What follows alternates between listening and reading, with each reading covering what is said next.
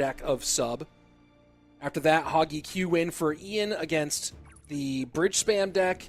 And then what we just saw, the Pump Bow against Royal Giant. So what do they have in game number 5? Whose analyst is earning their chunk of these winnings? We'll find out now.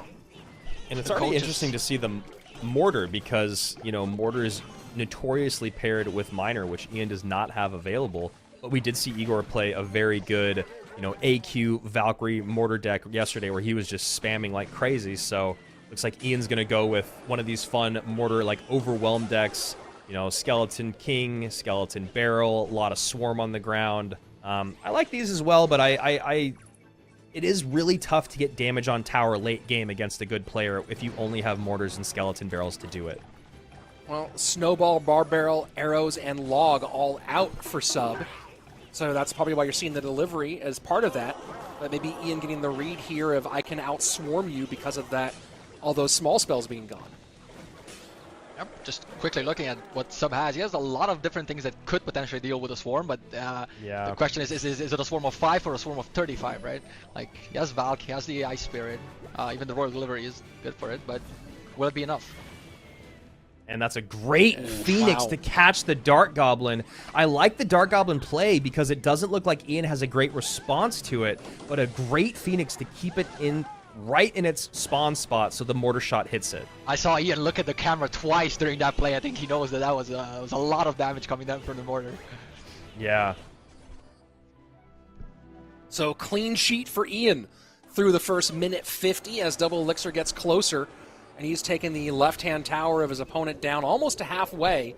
And finally the Goblin Barrel comes out, and a half step late with the delivery is Ian. Ian, though, now with taking that information, he's got the goblins to get on top of the barrel, the double barrels. He's got the Goblin Gang plus the delivery, so that is at least a nice benefit for him. But how does he get on top of the princesses and the Dark Goblins? That's going to be a little harder to maybe figure out. Fireball trying to clear. Delivery picks up. I think that mortar's on and tower. That should be it. Oh! It might be. It is another connection. Oh, never mind. No, it had like a weird, like almost shot reset, and then it goes to the guards. Right. But the damage on the right-hand lane down to 2041. So, while Ian did take the unfortunate mistimed damage on the right-hand tower, he's starting to put up a lead in both lanes. And this time opts to go gang to cover. And still, that beautiful Phoenix from Ian is the separating factor in this game at the moment.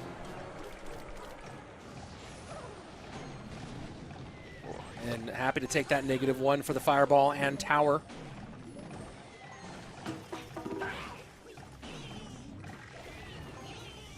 Ian 15 right now seconds just passed.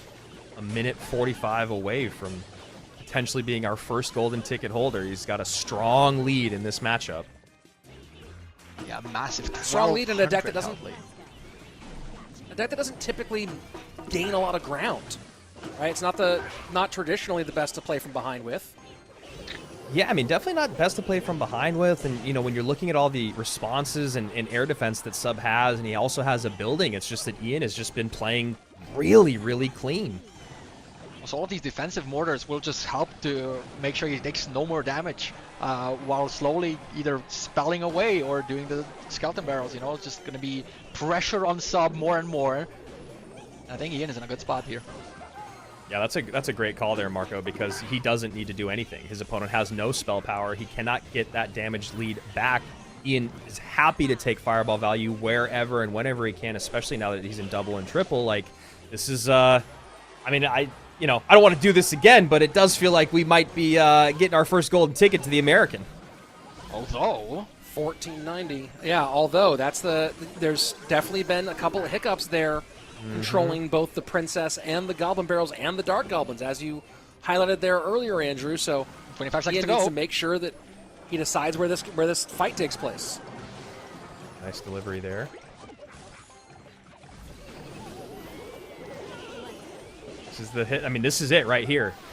There's the delivery. There's the cleanup. That's it. I think Ian knows it. Wow. I think we're looking Sub at our knows it. first golden ticket winner, unless this Goblin Barrel does something last second, but I don't think it even has time. The fireball comes through, and Ian77 takes it! There it is. I mean, the kind of the dark horse of the best players in the competition, right? We had two guys that we hadn't heard of before, and then it was, look at that arm, look at that shoulder, look at that definition. We love it. Ian77 going to World Finals. He called it back in 2024 at Worlds. He's already guaranteed the ticket. Rich, this is amazing for him. I mean, what a big moment for a guy who, you know, had this reputation from being a content creator, right? And how many people have gone from content creator first to successful pro second? It's a very short list, as opposed to the people who were top tier pro players and then turned into a content career. Ian's done it backwards, and now he's doing it all the way to World Finals in Atlanta in November. And it couldn't happen to a guy who maybe has deserved it more for such a long time. Just looking at the bracket, I think we kept saying like, oh, well, Ian's here, that's really good for him. Let's see if he can actually keep it going, or who's gonna finally stop him. But he just kept proving us wrong, and he just won the whole thing.